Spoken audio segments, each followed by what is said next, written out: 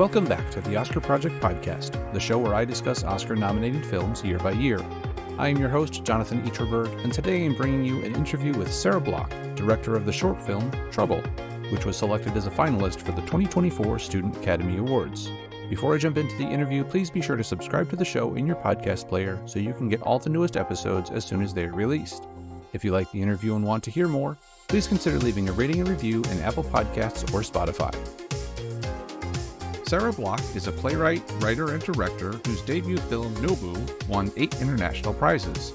Her film Baba premiered at IFFR and the Clermont-Ferrand Film Festival, and her work seeks intimacy in unexpected places and explores uncomfortable social dynamics, often related to race and class. She recently completed her master's in directing fiction at the National Film and Television School, and she joins me on the podcast to talk about her short film Trouble, which was selected as a finalist for the 2024 Student Academy Awards. Sarah, welcome to the show. Thank you. So your film Trouble centers on a family with some relationships that are in flux, to say the least. There's 2 brothers and their divorced parents that are dealing with some changing relationships. Where did the idea for this film come from? The idea actually started on the film set of another project at the Master Directing Fiction at the National Film and Television School, which I just graduated from. Well, just 10 months ago. But I was working with the actor Shadrach Acosino, and we were having a lot of fun, improvising a lot, and just going off each other. And he had seen another film of mine, which starred Isaac O'Connor Adekoya. And he liked that film, and he also says that they kind of resemble each other a bit physically. Yeah, so Shadrach really initiated the idea of making a film about brothers. Yeah, it came together nicely with my aim to want to make a film about family and family dynamics. Because the films I made before were about strangers connecting, and I really explored that nice randomness of meeting a new person and not having any obligations towards them, and therefore having the ability, or the possibility rather, to speak so freely, because you don't have to be polite, you don't have to comfort someone, you owe nothing to that person, to a stranger. Whereas with family, it's completely the opposite. There's 1,000 layers of agendas and history and all that. I think a lot of people can relate, and that was a nice challenge. I wanted to make something about that, and that came together very nicely with Shadrach and Isaac being actors that really connected together, being really fun to work with, and we started having conversations about our families. We had lots of talks about what overlaps and what we feel is a story. And from there on, I started writing, and we started rehearsing together, and they would improvise a lot. And that's kind of the hybrid way of the process of how things got together. Also in the casting with the mom and dad, they were there. They were reflecting on the actors that came in. It was a very collaborative process with the boys. Yeah, I was going to ask about the casting. So it sounds like the brothers kind of came together, naturally in the way of having worked with them previously, and there's obviously some really good chemistry there. You said they were involved in the casting of the parent characters as well. Yeah, definitely. Normally, you cast actors, and then you do another chemistry read, you see if it works and stuff. But it was so important that not only the characters would match, but also the actors Right. are an actual match artistically and socially. That the boys were there in the casting process. Yeah, the first time meeting their mom and the dad. Yeah. Not often that children get to pick their own parents. Yeah, exactly. Yeah. Now, I'd love for you to talk a little bit about the title of the film, Trouble. It's a word that almost inherently carries a lot of baggage with it before we even see a frame of the film. So why did you decide to use that specifically as the title for the film? Yeah, that's a fun question.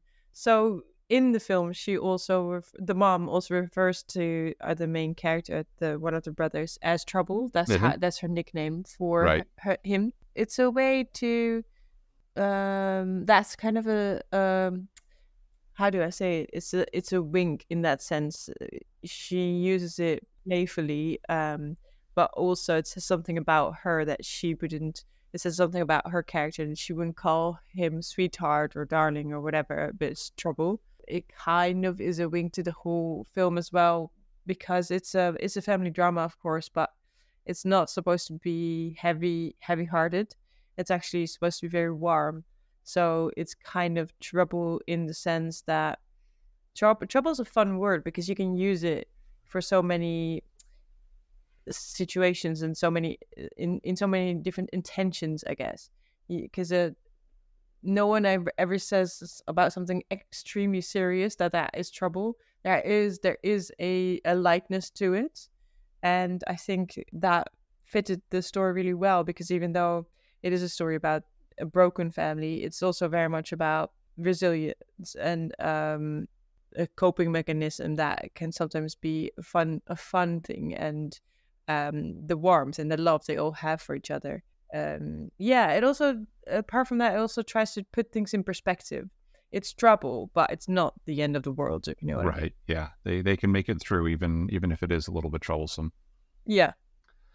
Now, I mentioned at the top, you come to this with a background in writing plays, and I thought that really showed through, in some of the scenes, even like the ones with just two of the characters at a time, feel like we could see them on a stage in a play. How does your background in that area inform your work in film in general, and specifically this film? I think that I prioritize actors over everything. And coming from theater, I was quite surprised on how late actors come into a process of a filmmaker, when I discovered the other processes of the filmmakers that I was sort of watching in my masters. Lots of people love to plan every shot and love to talk lenses and world building and sound and all that. And then very late on, they talk about the actors. I think that could sometimes come from the fact that actors are, in a way, the one thing you can't predict. You can't really. They're people. you can't. Yeah. You can't plan it as much as you can with a shot list, and that's a bit scary. But from starting from theater, there's not much else in theater but actors. Right. Obviously, there is scenography and all that, but it does need to travel through the actors. So putting them first, I think, is informed by my background. And then, was there something else you asked in that question as well? Just in general, but also if there's anything specific to this film that kind of informed based on your playwriting background. I guess the other thing that I'm thinking about is that it's quite continuous. I don't use a lot of different locations.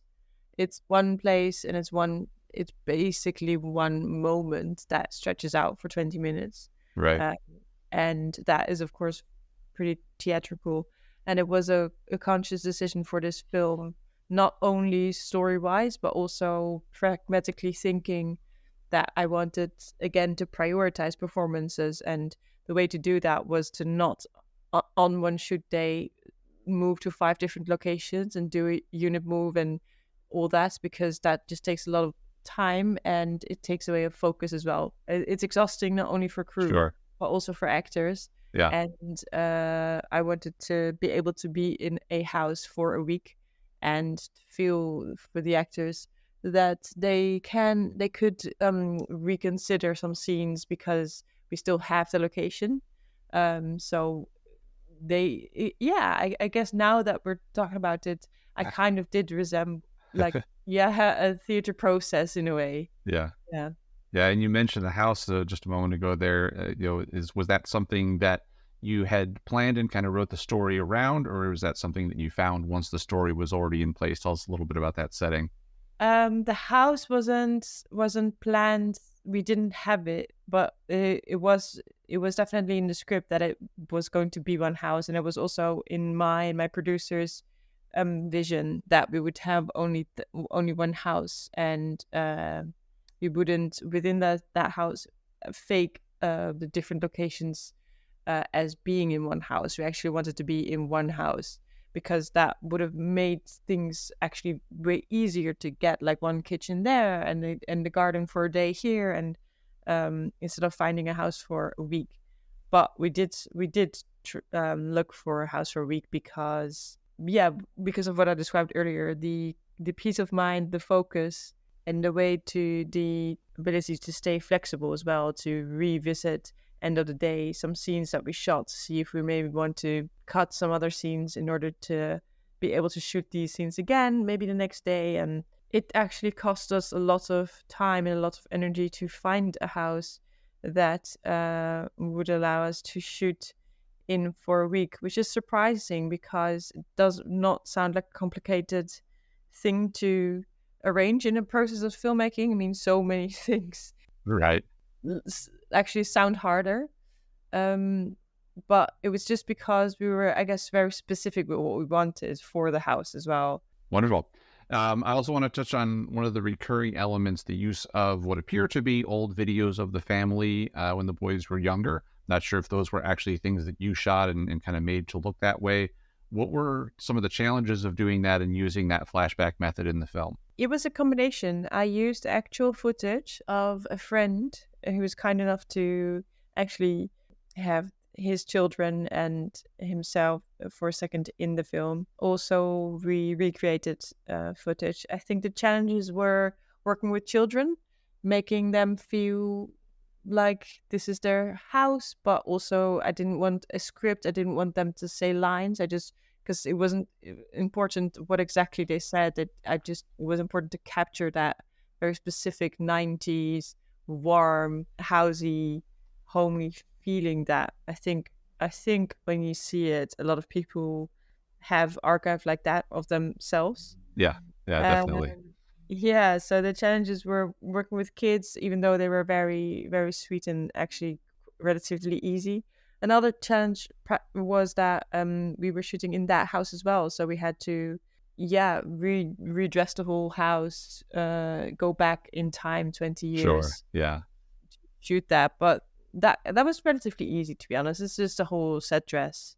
That's really interesting. I want to congratulate you, obviously, on being named as a Student Academy Award finalist. Yeah, thank you. It's been so amazing. Yeah, and that being said, are there any festivals, any screenings, anything coming up where people can check out the film in the near future this fall? Well, we just premiered last week at the BFI London Film Festival, and because of that, the film is still available to watch on the BFI player until the end of this month. And after that, we're gonna continue our festival run. There is nothing there's exciting things coming up for the festival run, but I have to keep quiet. Sure. Completely understand that. Well, we'll direct people to your socials at the end where they can keep an eye on what you're working on, because I'm sure you'll announce them there. Yeah, please do. Yeah. Now, I have a couple of questions not specifically related to the film, but before I move on to those, is there anything else you want to touch on about Trouble? No, I mean, if you're happy, I'm happy. Wonderful. We'll keep pressing forward then. And this might be the hardest question I ask, but if you had to pick your top 3 films of all time, what would they be? Yeah, that is hard. I am going to say, well, first of all, a film that influenced Trouble a lot, I think is worth mentioning, is A Woman Under the Influence. That cinematography is very specific. They work a lot with a very long lens and lots of. I love how that film, in a lot of shots, the characters get completely covered by other characters. Like 80% of the screen, of the frame, will just be covered by an ear or a shoulder of someone completely irrelevant. While we're trying to focus on the other character, that you have to like see through hairs of other people and see through, which just gives an amazing, very specific, intrusive feeling. And we looked a lot at that film for cinematography. Yeah, it's not something unique. Like every film school student looks a lot at that film. It's not like I'm trying to be a pioneer in this or anything, but still, yeah, it's fun. It's a classic, and we loved it.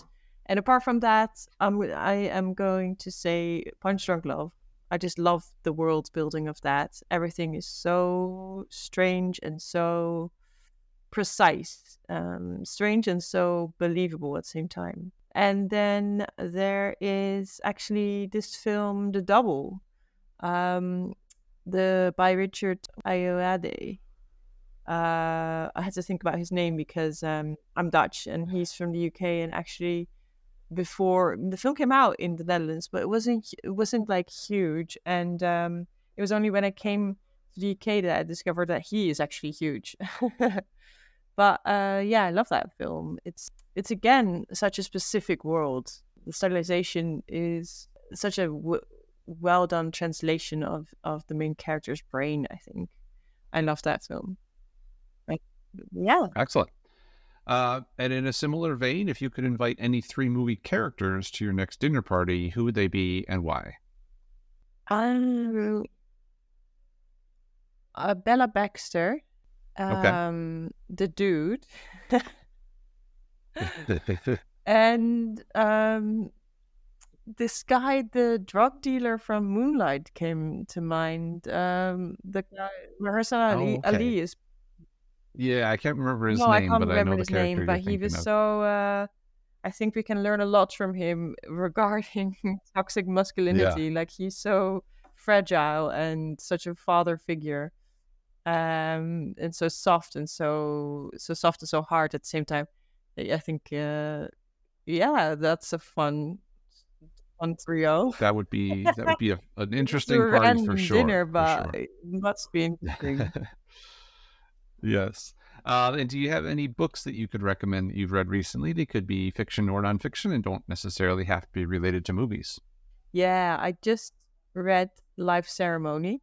That is a Japanese collection of short surreal stories, and it's incredible. And I am actually on the hunt for the producer that has the film rights, because it's a short, yes, like I said, it's a couple of maybe 20 short stories, and I'm dying to make one of them into a short film. And I know someone has the rights, and I know whereabout they are, but not exactly. Yeah. So I'd love to talk. So if anyone hears this, I'd love to talk. Fantastic. And lastly, before we wrap things up, obviously that's one project that you're working on potentially, but do you have any other projects lined up going forward? And as we mentioned earlier, where can people follow you on social media to stay up to date on what you're doing? Yeah, I am working on a feature film. It's a comedy thriller set in Mexico. It's based on a true story. It has the cartel involved. It has expats involved, and it's going to be funny and thrilling. And what can I say? Yeah, I'm developing it. Wonderful. And what's the social media where people can keep track on you, what you're working on? That's my profile. That is Blok Sarah. Excellent. Well, we'll put a link to that in the show notes so people can follow you and stay up to date. Well, Sarah, thank you so much for the time today. It's been fabulous for you sharing your film with me, and I loved hearing the stories about what went into making it. Yeah, thank you. Thank you so much for inviting me. Thank you again to my guest today, Sarah Blok. Her short film Trouble was selected as a finalist for the 2024 Student Academy Awards. The Oscar Project podcast is written and produced by me, Jonathan Eaterberg, with editing assistance from Joshua Eaterberg. If you want more movie coverage, check out The Oscar Project online at theoscarproject.substack.com, and be sure to come back for my next episode where I will be speaking with Jens Kevin Georg, director of the short film Crust. Until then, I hope to see you at the movies.